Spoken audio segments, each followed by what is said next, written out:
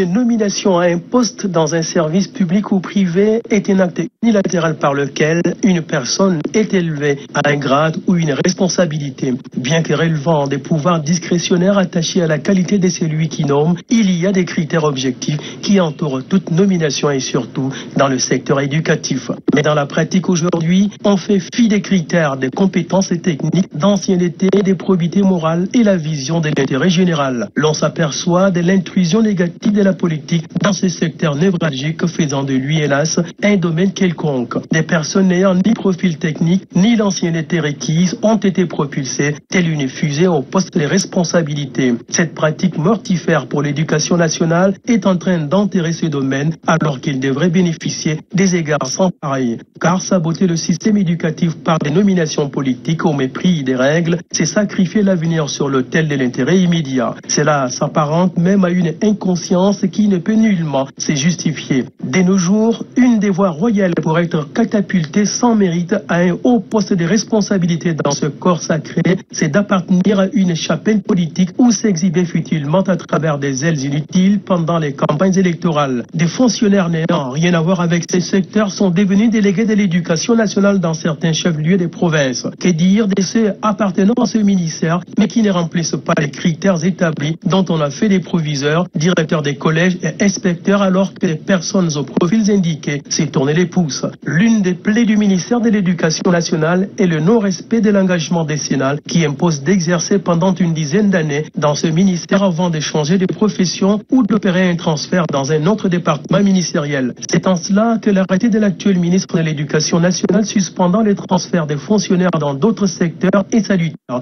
Ainsi, la saignée occasionnée par des vagues de transferts des fonctionnaires vers d'autres horizons administratifs pourrait être atténuée et le ministère de l'Éducation nationale ne servirait plus de tremplin ni de passerelle pour accéder à la fonction publique.